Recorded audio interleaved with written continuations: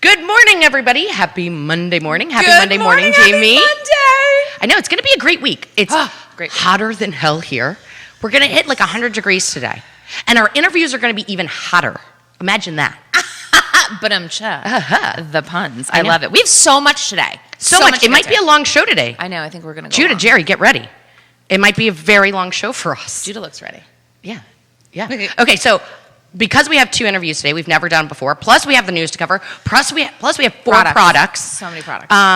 Let's jump into it. So real quick before we get Vicki on the line. Yes. She's going to be talking about, she was the first teacher to sign the petition for public schools with questions and worries about teachers going back. Yes. They have a ton of signatures. I have so many questions to ask her. Me too. If you guys are listening or watching, we are live on multiple Facebook pages. I'm monitoring them right now, so if you have any great questions, send them in. We will ask them live. And then after that, we'll get to a little news. And then we're going to have Whitney Owens on talking about the Cincinnati museums, which she has so many fascinating things to say. Stay tuned for both. Yeah. Because they're going to be both very different, but both very educational and informing. Wait to hear about Whitney traveling around the world with a TRex. Right? So excited. So excited. I know. So, Judah, whenever you're ready, let's jump in. Let's jump in and get Vicki Hobson on. Vicki. Let's get her. Here we go.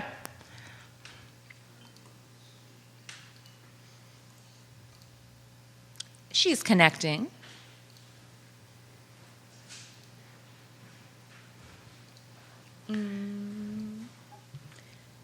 There she is. Hi. Hi, how are you? Good. Hang on one second. I'm just going to test our sound for a second. Okay. Hey, Vicki, how are you? It's Kelly. Hey, how are you? Awesome. Thank you for being on our show today. It's such an important topic. We have so many questions for you. And I know you have so many important things to say. Yeah, I'm really excited to be here. And I know that I have a lot of people behind me today, not physically, but kind of emotional support and have helped me kind of craft some answers hopefully for you today. Yeah, absolutely. Okay, so let's start off. Tell us a little bit about yourself, what school you work at, and what was the reason for this open letter to the school board? Okay, so my name is Vicki Hobson. I am an instructional coach in Albemarle County. I work at Red Hill Elementary, Stone Robinson Elementary, and Mountain View Elementary and serve teachers pre-K through 5. And I spoke at the school board meeting on July 9th ahead of the release of the plans for reopening to voice my concern for going back in an in-person class. I felt like there were so many unknowns that remain unknown today, such as the role of children in transmission, the role of reopening schools on the threat of COVID-19, the role of airborne transmission, and the relative effectiveness of different mitigation strategies within schools. And so once I spoke out, I was really surprised and humbled by the sheer amount of teachers who reached out to me after that, and either via text or email or Facebook or Twitter, just to kind of agree with my sentiment and share with me their own feelings, fears, concerns. And so it made it very apparent that this wasn't just me or the few teachers that spoke that night, that we actually had a lot of questions that we wanted to answer. So I thought, what better time than just to collectively and collaboratively write a letter and see who else felt the same. And as of right now, we have over 600 signatures. You said 600?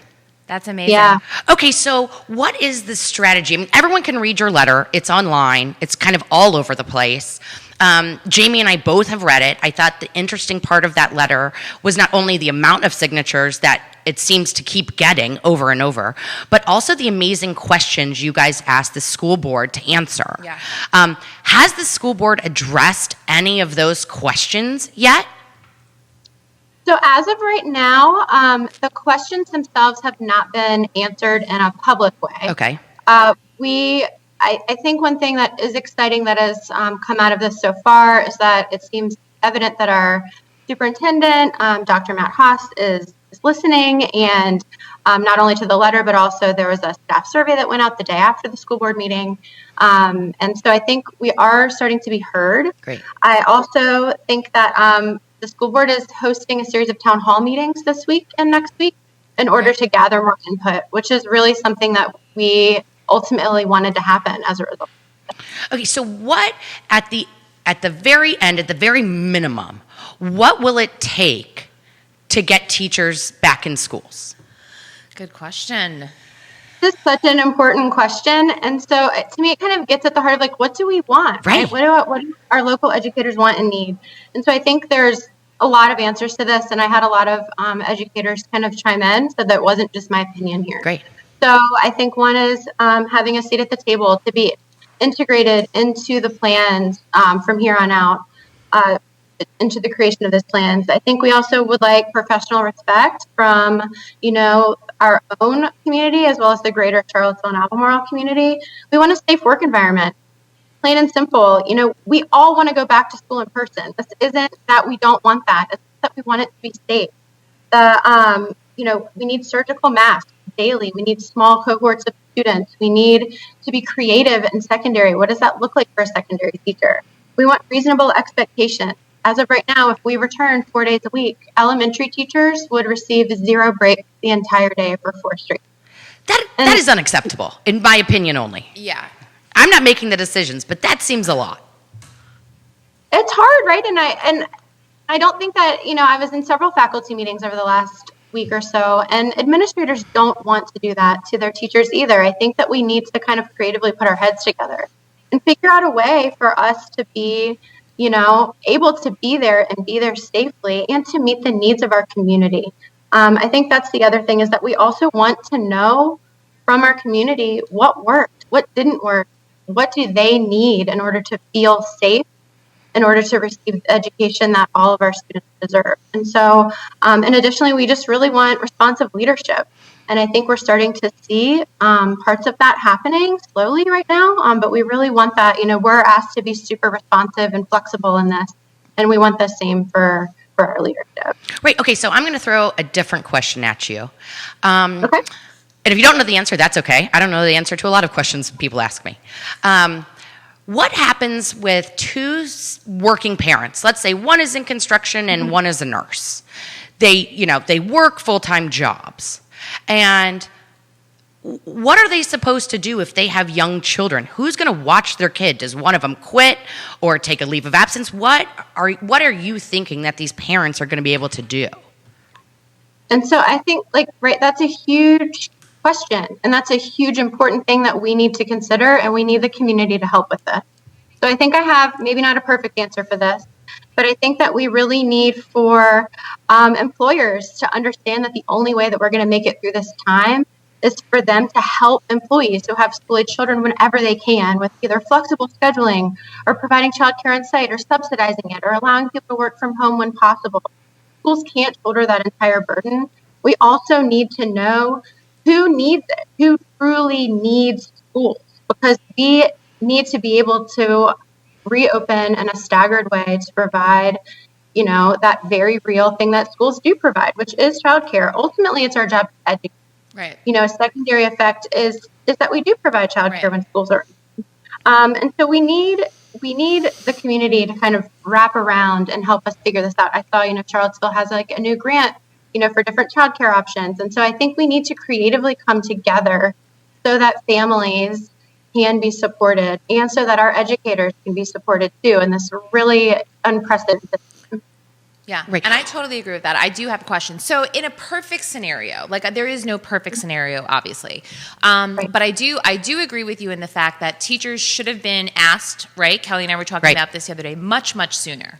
Right? So everyone's talking to the parents and talking to everyone and figuring out what they want to do. But what about the teachers? What about custodial workers and all of these people that are coming back to school? But so in a perfect scenario, what would you like to see? Would we start off in a virtual setting, start everyone off in a virtual setting? I know there's pros and cons with that. Or would we push school back? What would you ultimately like to see so we could gather more information? So I think this is, obviously a really challenging question. And like you said, there is no perfect answer.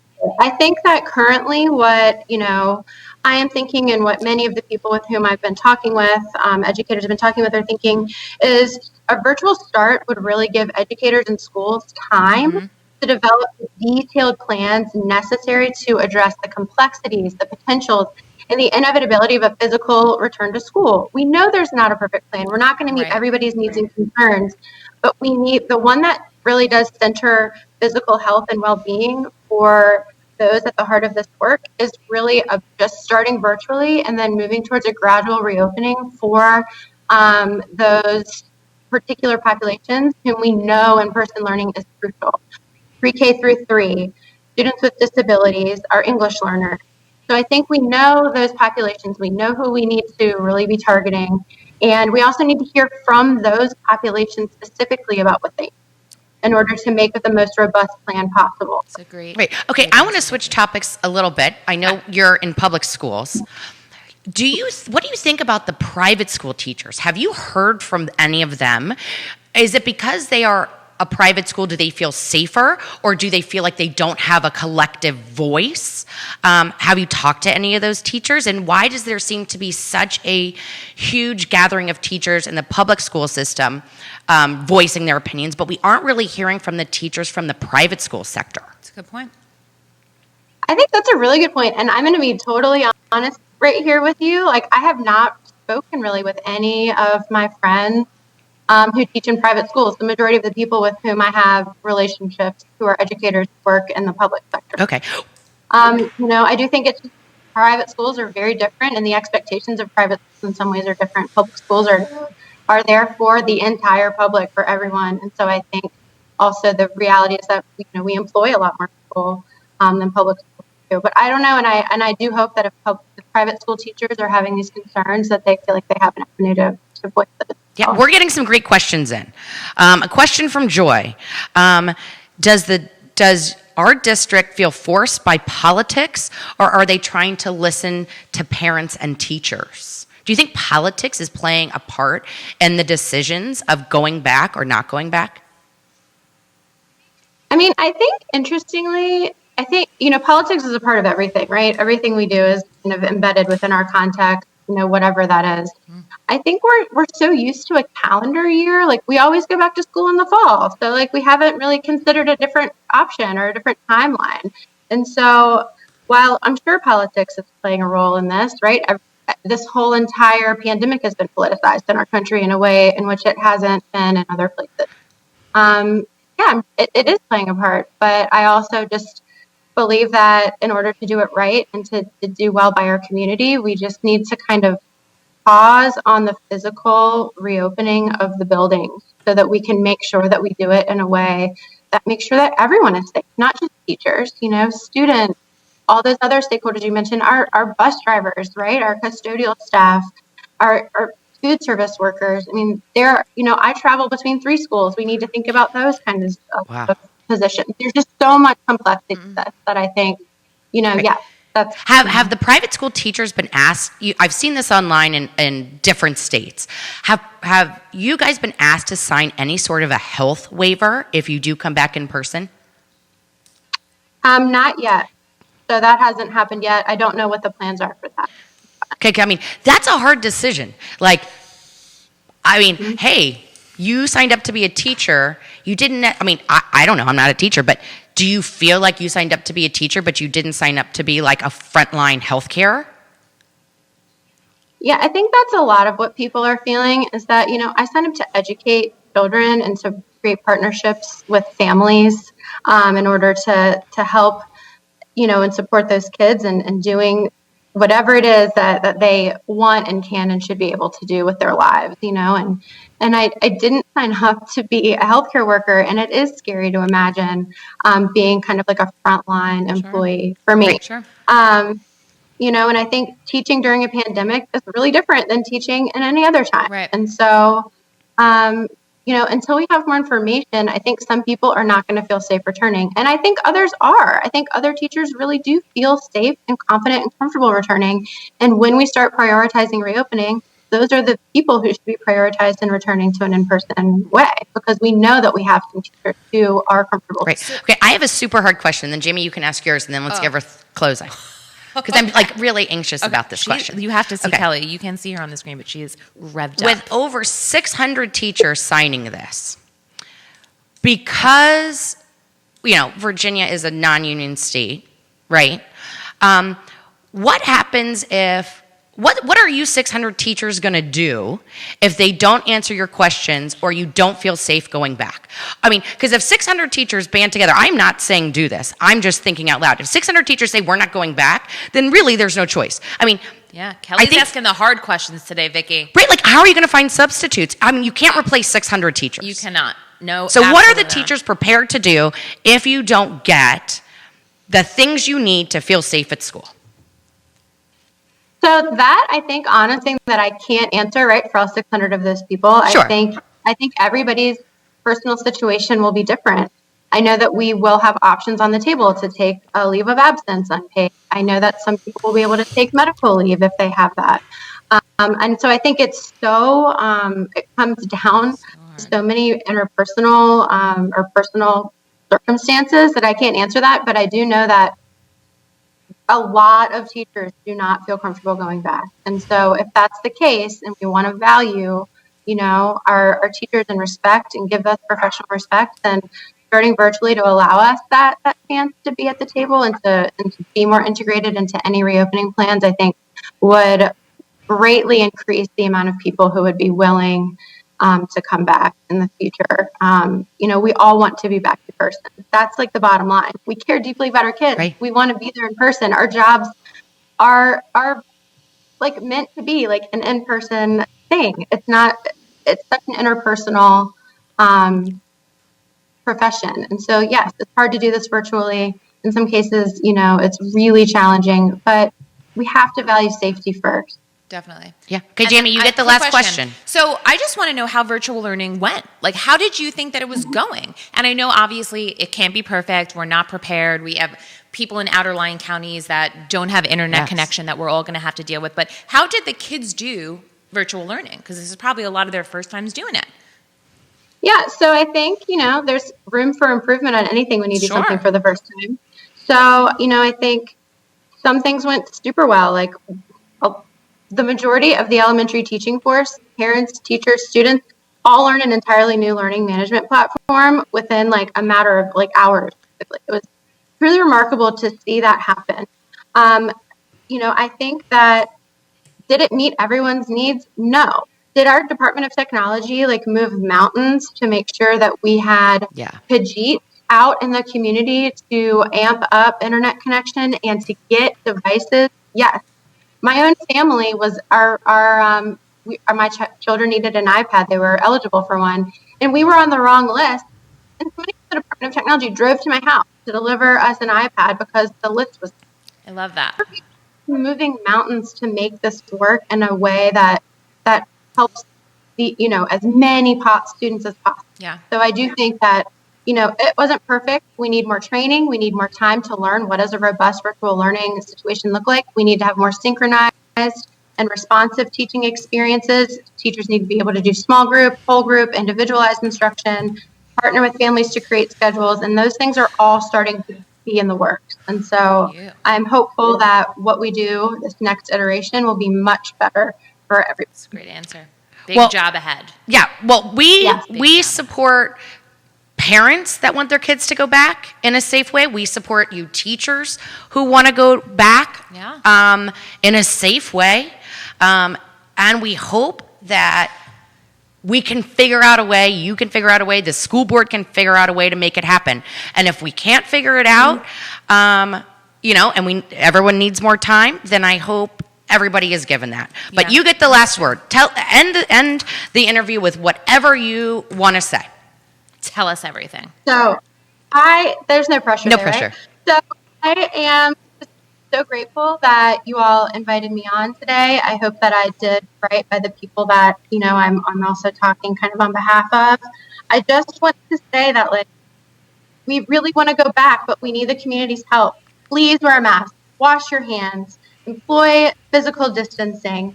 Don't go out to eat if you can help it, but support our amazing local economy by doing curbside pickup. Let's work together to make this, to get this virus under control so that we can do all the things that we all desperately want to do, including going back to school in person.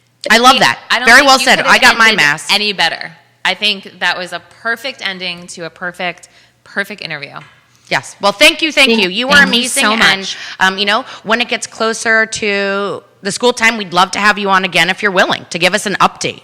And we'd love to help you in Thank any way. If you want to reach out to us, we'd love to help you. We support everything that you guys are doing. So we are here. We're in it with you.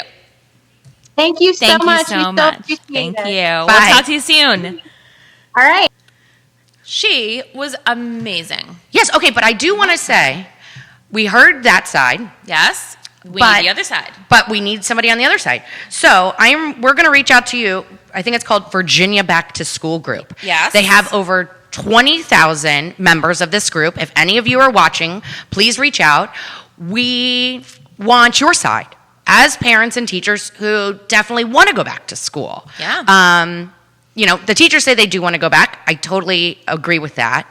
But I want to hear from the other group. So if you guys are watching, Yeah. we're going to reach out to you after the show. We want you on. The sooner the better. Okay, but Jamie, on that school note, Yes. it just came out, I think Friday or Saturday, Yes. reading the news, Yeah. in the New York Times and on ABC News. So like reputable places. It's not Yes. like, Us Weekly. Not that I don't love you, Us Weekly, but a new study came out that children 10 to 19 years old spread the virus just as much as adults. And I think more news is going to be coming out, in my opinion, from the pediatric groups and doctors and, with more research being done.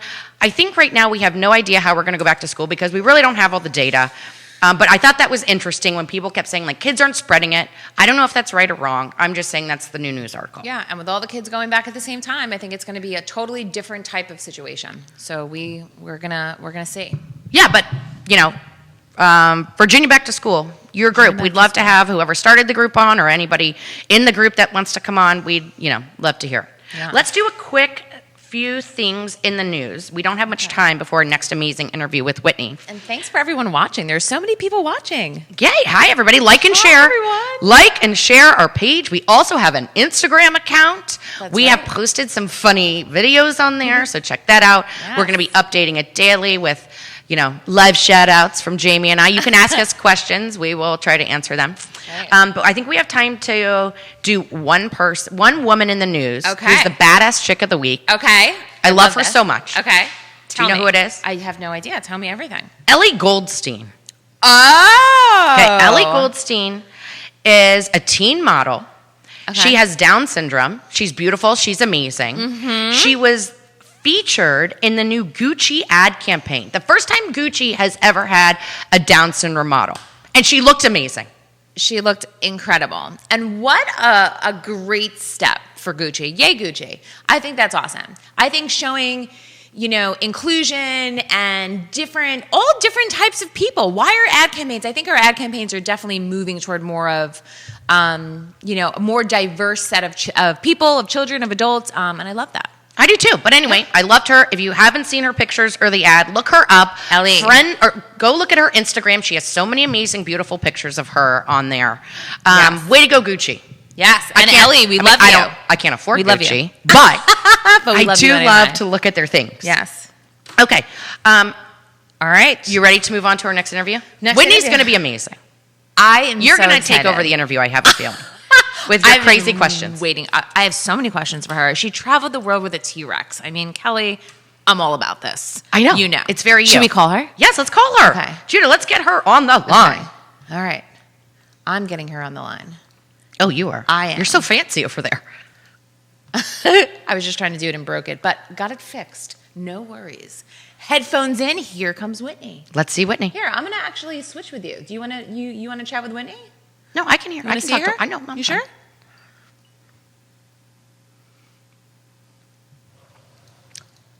Hi. Good. How are you? So excited to meet you. Thanks so much, Kelly. Hi, Whitney. How are you?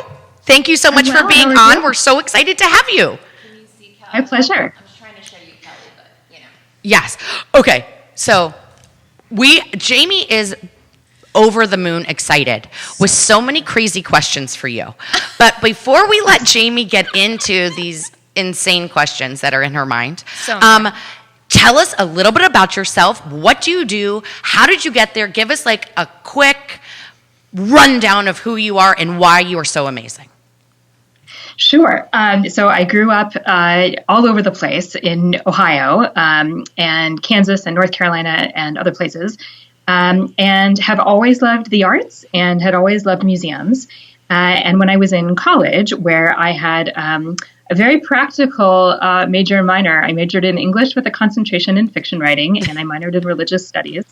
My parents were like, "You're never going to get a job." But then I proved wrong. You proved them wrong. I fell into a summer internship at the Field Museum in Chicago, and spent the summer writing a media guide to all of the Field Museum's curators, who were brilliant people studying really interesting things, but maybe didn't have the right words to translate their research for the general public.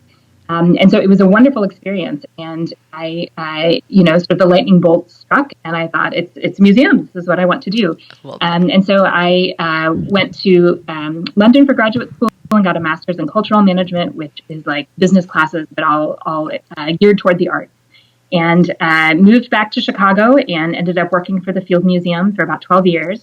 And I was in the exhibits department there and led our traveling exhibits. So we created exhibits that would be leased out to different museums around the world. And through that job, ended up traveling all throughout Asia and the Middle East and Central America with an exhibition called the TRex Themed Zoo.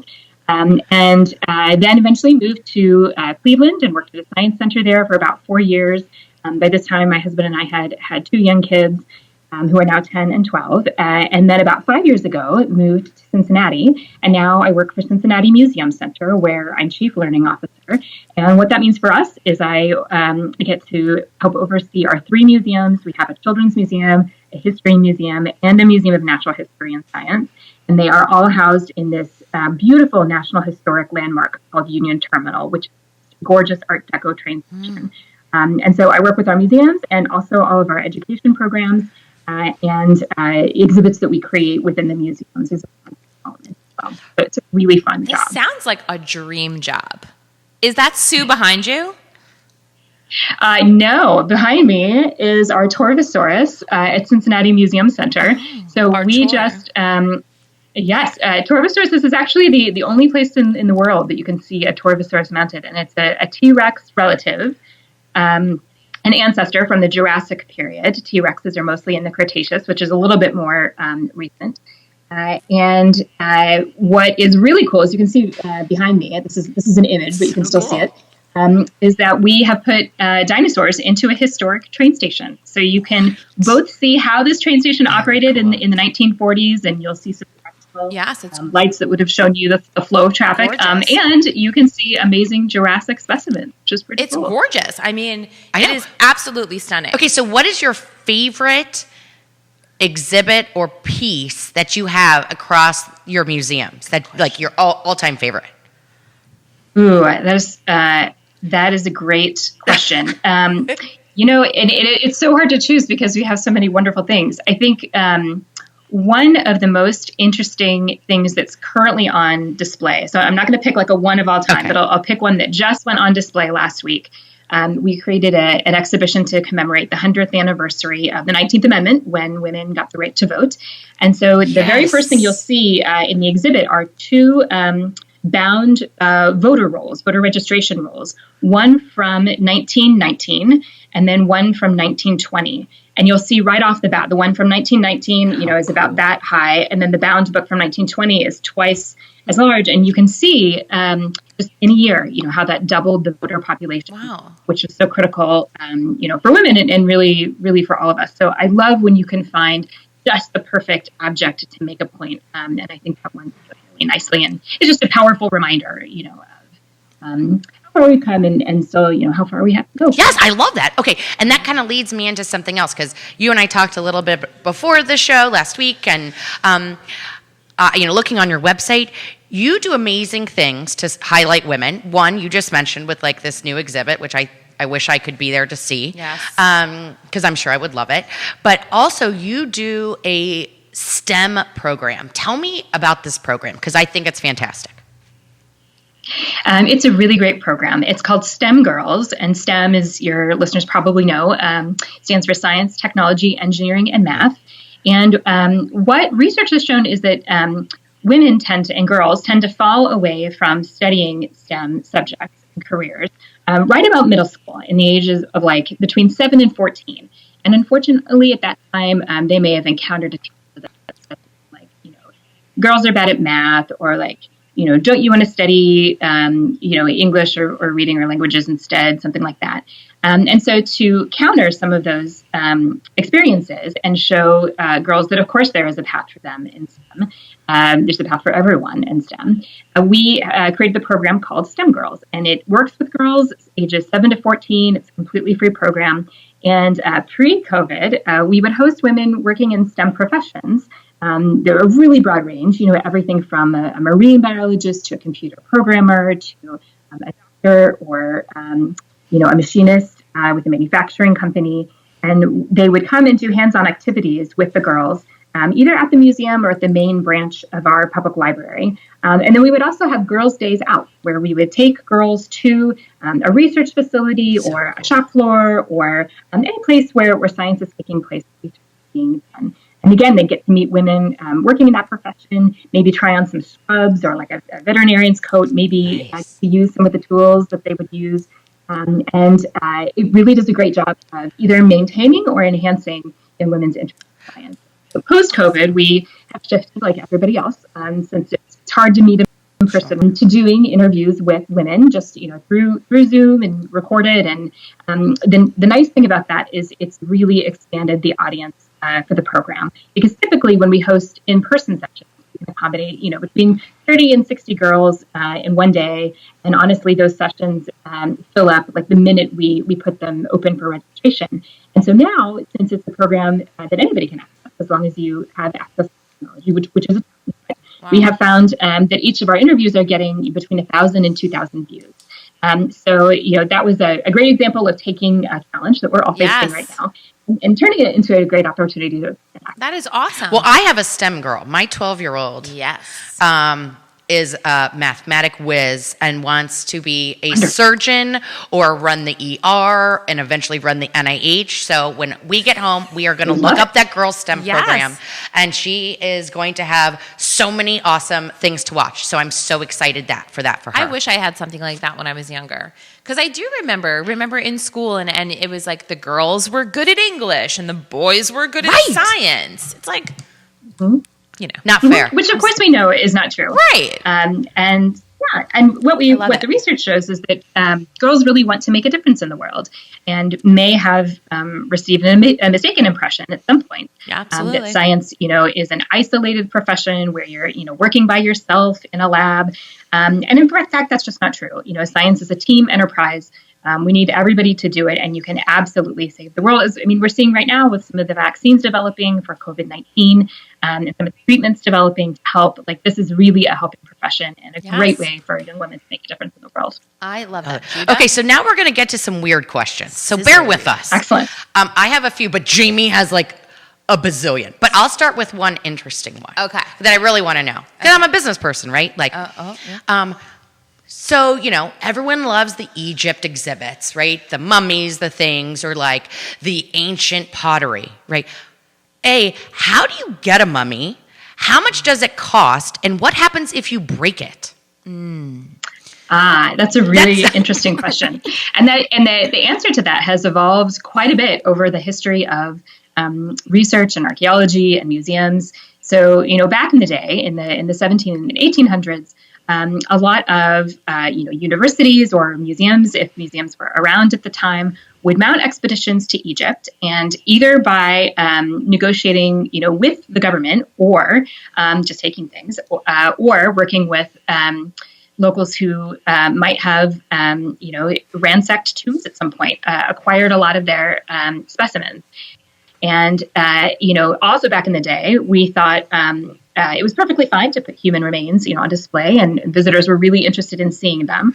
And so what sort of shifted over the life of museums and the history of museums is, we said, it's not okay to bring in or, acquisition objects that have sort of a murky history. So we want to make sure it's been acquired by ethical means, not through smuggling or illegal trading or anything like that. And of course, Egypt and other countries have said, hey, this is our cultural heritage. And in many cases, we would like it back because, it's part of our history and our culture. And so you've seen a movement in many museums to have those discussions, not only with organizations like Egypt, but also with Native American tribal nations, who same process, of acquiring sometimes legally, sometimes illegally over the years, and figuring out, okay, this is your cultural heritage, and how do we want to move forward? And in some cases, museums and governments or tribal nations work out an agreement where the objects stay at museums, and maybe they have certain rules or guidelines around how you care for them to make sure we are being respectful and we're following local or cultural or religious practices around that object. And in some cases, it goes back to that country. And there are even a couple of notable disputes around the most famous one is maybe the Elgin marbles that are right now at the British Museum. And those were marbles that were part of the Parthenon in Athens, at one point. And in a dispute between the Greeks and the Turks at one point, the Turks were in charge and allowed the British explorers to come in and actually sort of hack off the marbles and take them back. And now they're one of the most prized things on display at the British Museum. But Greece obviously is in a very different place now. And they've said, we would like those back, please. Those are a very important part of our cultural heritage. Sure. And they've even built a museum to house them to say, look, we can take care of these and we want them back. And the British Museum, because of Britain's colonial history, has things from all over the world like that. And so if they decided to return everything, there would be a lot less on display. So that's something that's hotly contested in the museum world of, whose cultural property is it and where does it belong? And how do we sort of address some of the challenges of history and the things that were ethical once that may not be anymore? So fascinating. Whitney, you're getting a lot of comments here. Love the Owens family. From David. Joy saying, nice backdrop. It looks so much better than this stack of books, like at my workplace. Yes, it looks much better than my spare room, which is what you would see if I did not have this digital background behind me. I mean, it's pretty impressive. Okay, it really is. Okay, Jamie, now I'm going to give you a chance to ask any kind of crazy questions you want. Whitney, I cannot apologize more. I don't know what she's going to say. I just don't. So I'm ready. Two. I've run some of them by Kelly. Yes. What does a mummy smell like? Is there any odor when you're acquiring a mummy? How does that work? And how do you get rid of that odor? Do you like a little Febreze? Do you branch base? How does that work? Febreze. Does that work? Is that a thing? You can say it's not a thing. It's not a thing. Tell me everything. So I have to admit, I've never smelled a mummy. And so I'm not sure what that smells like. I can tell you, though, that museums are full of interesting objects and practices and interesting smells. Mm-hmm. And one of the most interesting and most pungent, usually at a natural history museum, comes from our zoology collections. Ooh, right. And most natural history collections, because they have all these taxidermied specimens, right? And zoologists, when they bring back a specimen from their research, we want to, in many cases, preserve its skin because, if you think like birds' feathers, you can learn a lot about birds and their feathers. And so we might get a little graphic here, but you might cut off the skin and preserve that for study or display. And so then you have sort of this. Yeah, you have this meaty carcass, and maybe you need to get down to the bones because you want to preserve the skeleton. And the way a lot of museums, natural history museums, do that is by using a species of beetle called domestic beetles, flesh-eating beetles. And so Museum Center, as well as, Museum Center and the Field Museum and others have a place that's called the Beetle Room where we put specimens that need the flesh eaten off them. And the beetles are a very environmentally friendly and efficient way of getting all that flesh off. And at the end, we have these amazing skeletons. But I will tell you, in the process, as that flesh is rotting and being eaten away, it is not a very good smell. And so there's a reason why at Museum Center we actually have it sort of in a shed by itself. In the Field Museum, it was a room sort of tucked into the bowels of the lab. I mean, how much does the person get paid that oversees that? So is there a person that oversees that? They better get paid a lot. Yeah, you're like, that's the beetle guy. You're like, hey, John, like 10 generations of beetles. Like, is that how it works? Yes. Yeah, actually, it's a very specialized sort of niche profession within zoology. And I will say, taxidermists are pretty amazing too. We have one at the Museum Center who is just incredibly talented. And it was a very popular internship at the Field Museum that high school students who just really enjoyed doing this. My kid would love that. If I knew that this existed, I would have been all over this. Like, I'm already like, where are you hiring? I'm like looking up the careers. Like, taxidermy is a funny one too that's evolved over the centuries. Amazing. Because like the earliest ones, they would just sort of stuff animals full of straw. And, so they'd be a little like this, or they'd put sort of, googly eyes or the glass equivalent, on early specimens. And thankfully, that has evolved quite a bit where they want to put animals in more natural and realistic settings. And I will say that sort of a personal favorite of mine, though, are seeing some of that really early taxidermy that's like a little badly done. If you, or by today's standards, if you go into some of the early museums that haven't updated their displays in, let's say, 100 and 150 years, you can still find some of those. And they like follow you. Those, I love those too. Yes. We have a couple that we post pictures of around Halloween because they're like just the right mix. See, I knew it, Whitney. I told you, Kelly. These are the hard topics. So I also have another question about cleaning. Yep. So who is in charge of cleaning these items? So is there someone that says, okay, I have the T-Rex, and do they use the little like a Swiffer? Do they have to get up there? Yes. They do. Yes, amazing. In fact, our paleontology curator and AVP of Science and Research, Glenn Storrs, was just up on a lift probably 3 weeks ago, right before we reopened to the public, with like a duster and dusting the Torvosaurus and our Gallimiopus and other specimens in our gallery. It's a long-necked sauropod plant-eating dinosaur. So, but we leave it to the curators and what's called our registrar, who takes care of a lot of the objects on display, because there are very specialized things that we can use that will both clean the specimens but not make them continue to break down. So particularly, if you are looking back, for instance, at some of your old notes from high school or something like that, you'll see like the paper is starting to turn yellow, maybe the binding is starting to fall off. That's exactly what we don't want to happen with a lot of our historic collections. So we have to be really careful in some of the methods and the materials we use. And so how do you put together, this is my last question for you, how do you put together a T-Rex? Is it like nailed? Is it glued? Is it like, how does it stay together? And can the cleaning person like knock off a little bone? You're like, no, that was $8.98. What are you doing? You're fired. Out. Like, does that happen? How does it stay together? Well, that's why we limit the cleaning to only 1 or 2 people. But the way that most specimens are mounted, including ours, are actually really cool. It's like a jeweler's mount. And so if you think about like a ring and the way a ring might hold like a jewel on it, that's how most specimens are mounted. And they do it that way now so that we could remove one bone from a skeleton and take it off display if somebody needs to study it or write a paper about it or compare it to another specimen. Smart. Or replace that with a copy on the skeleton so visitors don't know. But then switch it back once we're done with that bone, and it can go back on display. Wow, I see you've really thought this through, Whitney. You've really... Whitney, my advice to you... Lots of great minds besides mine. When COVID is over, you have to sign up for like Jeopardy. Because I feel like so many important, cool, fun things. And when it's over, Jamie and I want to come and visit one of your museums and like do a show from there. That's what I was waiting for.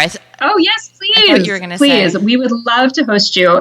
Fun fact, I've been on Jeopardy in college. Of course you have. Ironically enough, your question was right on target. But we would love to host you. And, we just reopened, in fact, to the public a few days ago. We just had our first weekend back open. And it was so good to see guests in the back in the building. So we would love to host you too anytime. That would be fun. Road trip. Kelly, you have to take me. It's going to be a night at the museum. We're going to sleep over. We're going to do all kinds of things. I'm going to clean for you. I want to see the bug room. You're going to have to take out insurance just for Jamie. Like Whitney, extra Jamie insurance. I can talk to you all day. I love everything. Okay, I'll come by myself just to spare you, Whitney. Just to spare you. Okay, in closing, first of all, thank you again for being on. It was an amazing, such informative interview. If you could say one thing to women and girls out there watching or who are going to watch, say anything you want to them. I would just say that we need you. There's so much work to be done. There's so many great stories to tell. Thinking about the history and how far we've come, how far we have yet to go. We need women who love to do all things, and we need them to be leaders now. So the women and girls, watching out there, please figure out what your passion is to make the world a better place and just go do it. Awesome. Could not have said it better. Whitney, you were amazing. Amazing. I don't want you to go. I love you that much. I promise I will not give you your cell phone number out to Jamie. Love you. Oh, goodness. Well, thank you, Whitney. You are Thanks so so much for hosting wonderful. me today. Thank you, Whitney. It was great to talk to you. We'll see you soon. Take care. Be well, everybody. Bye. Sounds great. Bye.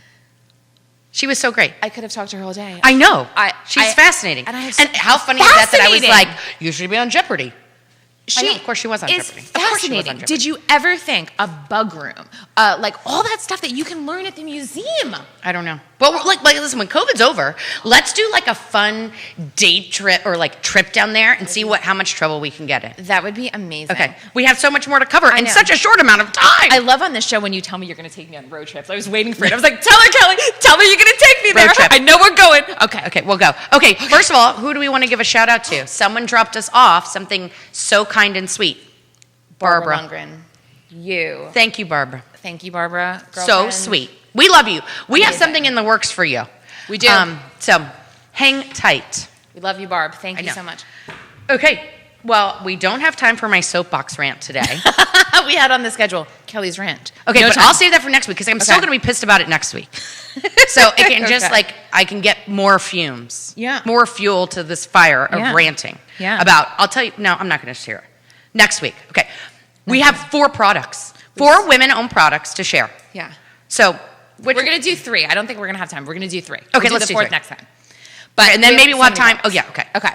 So let's start. You share this one because Okay. this was like your find, your pick. I know. Well, it's on your side, so do it. Okay, I'm I'll do it. going to talk to you about this. Okay. So a girlfriend of mine that Looks so good.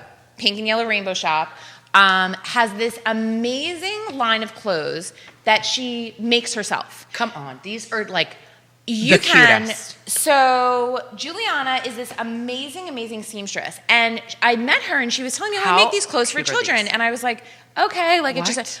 I ordered a gift for my friend, and it could not be better quality. Oh my goodness, look at these teeny shorts. I knew you No, would these love it. fabrics are like the softest most Softest fabrics. amazing.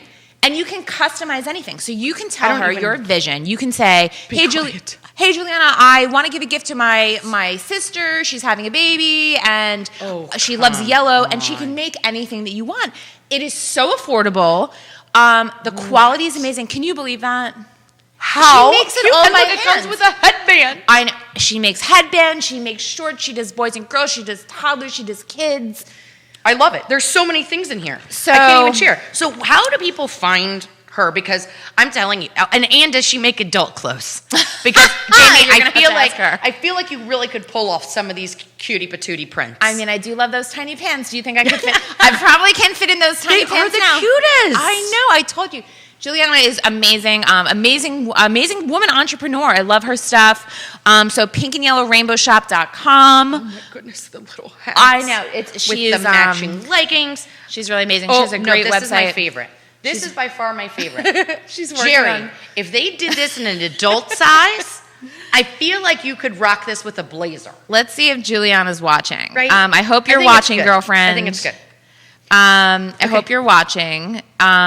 We want to know if you can make us adult clothes, specifically onesies for Kelly and I, and a banana T-shirt for Jerry. What about Judah? Judah, You could do we'll banana. We'll Judah, pick what out do you another. do? Okay, so this is going to be hot. We'll talk about it more next week because we Okay. are kind of running out of time, and I want to taste the 2 food products. Okay.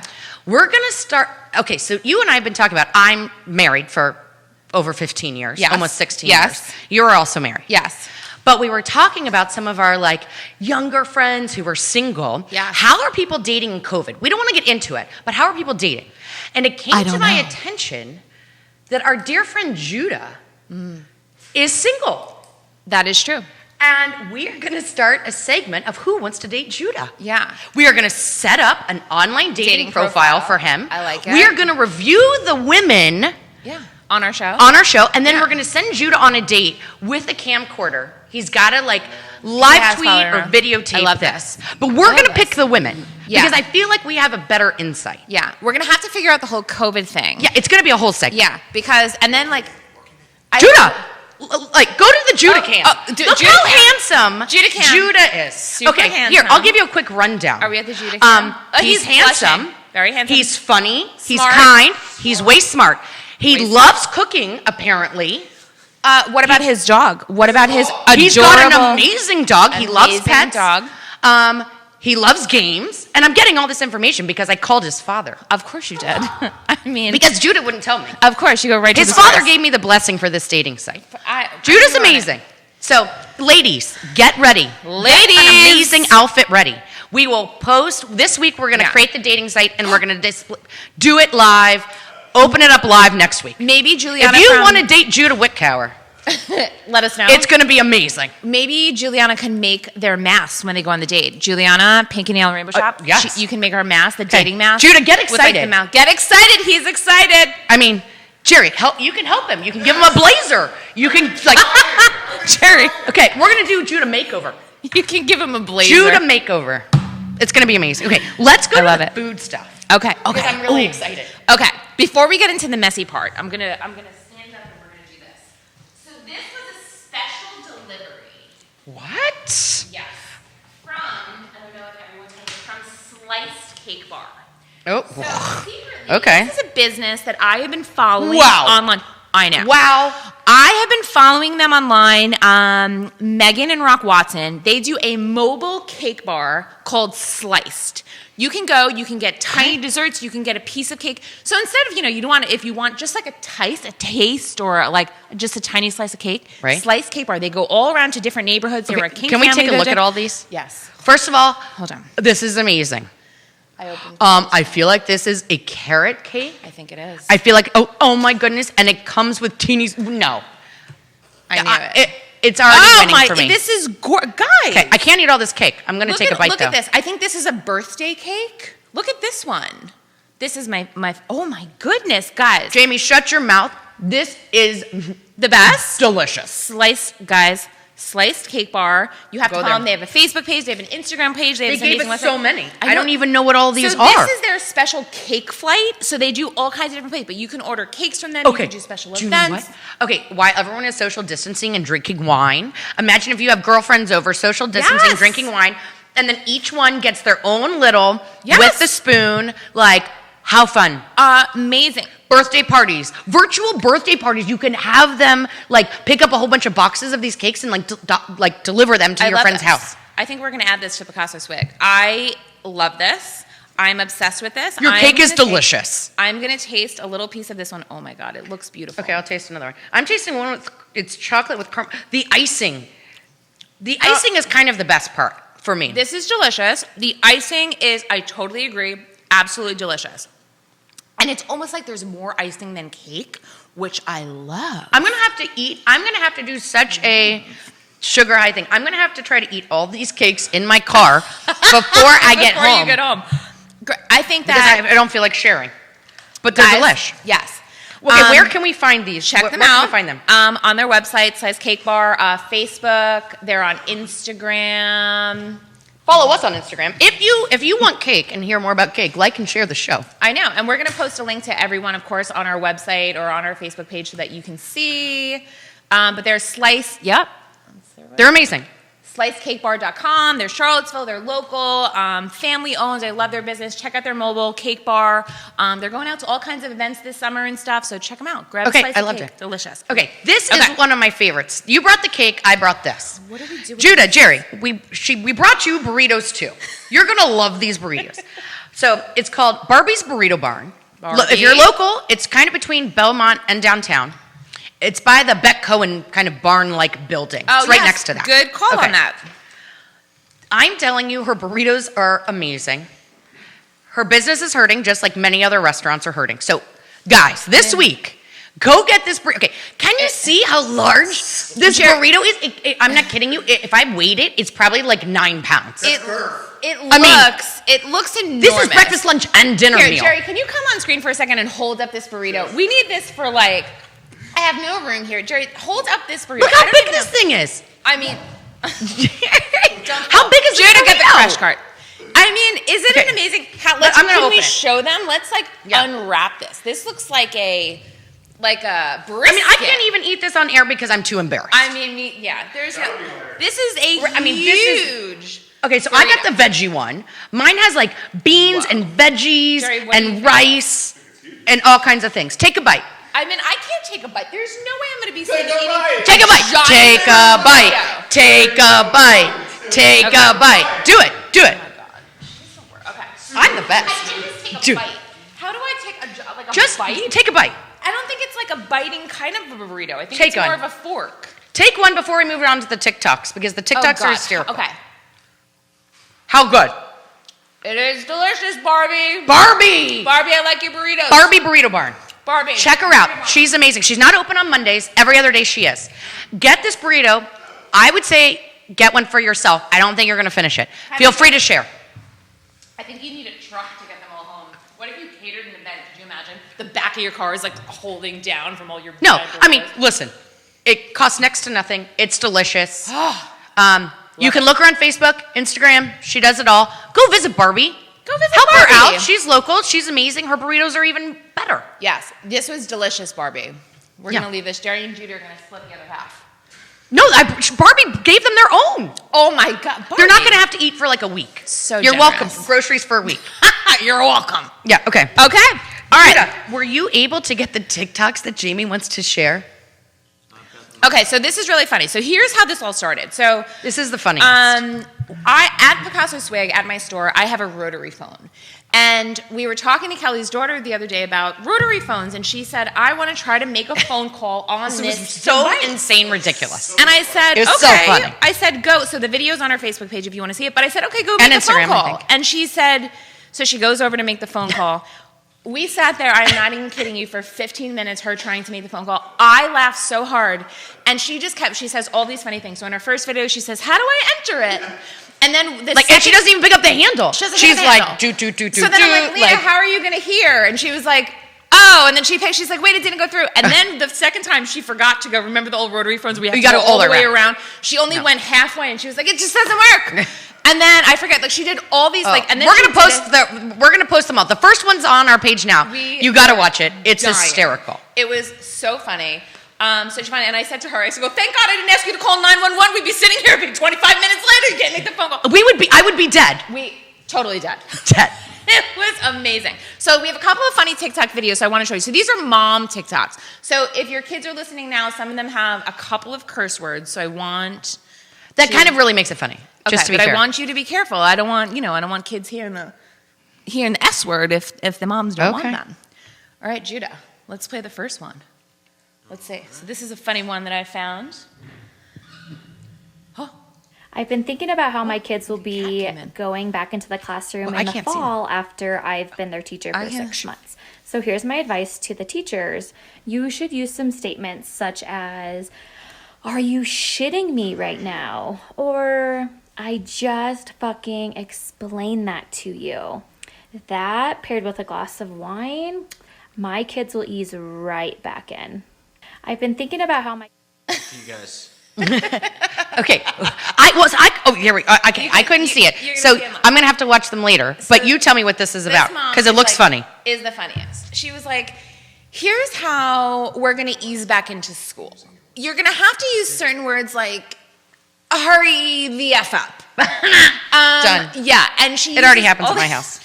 And she goes, and then if you pour yourself a glass of wine, my children will ease right in. She was like, it's really great. So if you're on TikTok and you're following these moms, it is so funny to see homeschooling moms because it's the funniest, like them trying to like handle all these things and wash, and their kids, like, have you ever heard a little one try to tell a story, like a 2-year-old? Oh, no.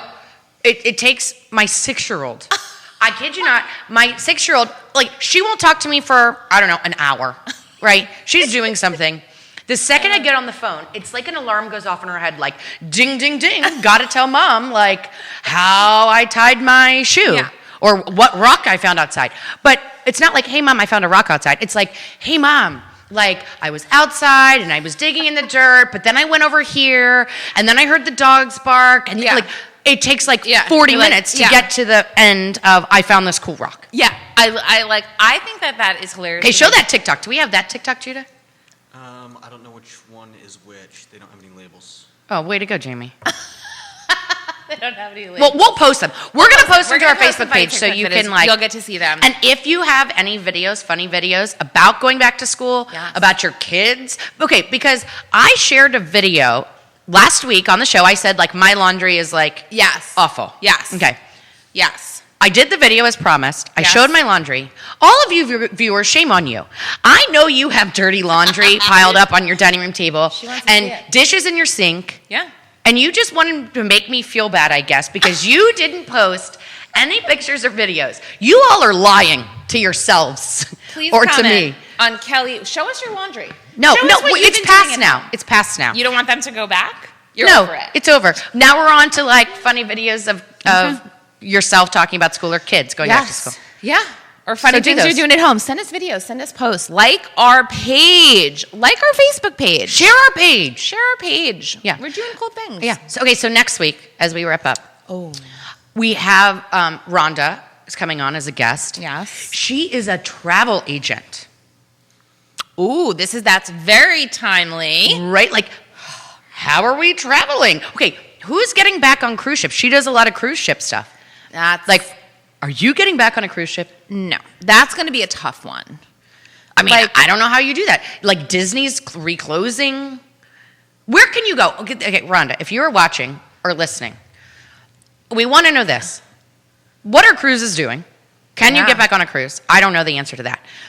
In the age of COVID, where we want to be socially distant, right? Where do we go? Yeah. Right? Where can we even leave the country? What countries can we go to? How do we get there? Like, can you charter a plane? How much does that cost? Can you, like, because the Bahamas are so close, right, to this side of the country, And do like, you have to quarantine when you get, like, how does that right, work? can you take a boat to the Bahamas? I don't like know. like a small boat? Yeah, maybe I don't maybe have the cruise ship answers. can just tie a bunch of little boats behind it and just pull you on your individual little boat.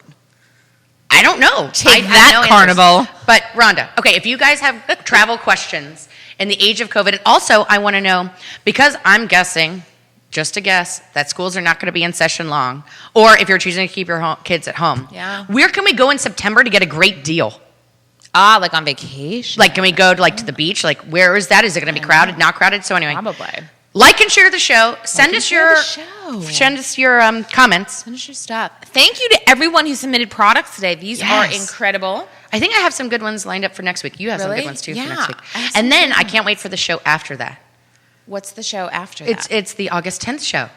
Oh, It's my birthday show. you're telling everyone. So we are going to do, Yeah. it's Kelly's birthday. I have no, you can't say, I have no idea what's going to happen I'm on the not show. going to tell you what's happening, but we're going to do a huge birthday show for Kelly. All of her favorite things, all kinds of fun surprises. So that's going to be a really fun show. I have lots of. I'm very things. scared. I'm very scared that I'm letting Jamie throw me an online birthday show. We might have a TRex. Just saying. We're I'm just kidding. I'm not going I to was tell like, you anything. Don't tell me anything. But Today was an amazing show. yeah, Thanks thanks everyone guys for tuning in. Thanks guys for listening, Yeah. tuning in. It was fun, informative, and also again for the VA Back to School group. Yes. Open invitation. Yes. Come on this show. I want you next week. Reach out to me. I am also going to reach out to you. Yeah. Anybody from the school board that is watching, we want you on the show too. Yeah, want Ned all Galloway, we opinions, see you. all Ned Galloway information. from the Board of Supervisors, we see you. Listen, We're coming for you. no, come on. Anybody, it's open and welcome. Yes. We will ask fair and kind questions. Yes. So let us know. Anything Have a to great week, close? Jamie. Yes. Have a great week. I can't wait to make Judah's dating profile. I'm like so excited. I'm so excited. Yeah.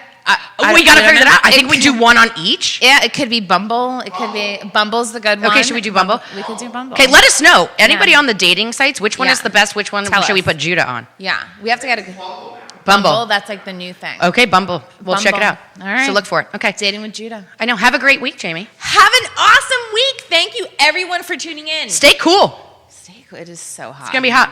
But have a great week. We are going to work really hard this week to have a great show for next week. Yeah, we're excited. Yeah. Thanks for tuning in. Bye, guys. Ciao. Such a fun show. Good show. Love that show. Love that No, was it a show. good show? That was phenomenal. It was dynamic. I It was love that show. It was so good. Both interviews I thought were fascinating. So good. So Yes. The interviews were amazing. Those women were incredible. The cake was amazing. I Literally can't wait to eat the burrito. You guys crushed it. Yes. You got it. It was Thanks. very good. Are we done? Good. I love it. Yeah. Yeah, we're all. It was a good one. The cake is amazing. Yeah, amazing cake. We had a lot of lights.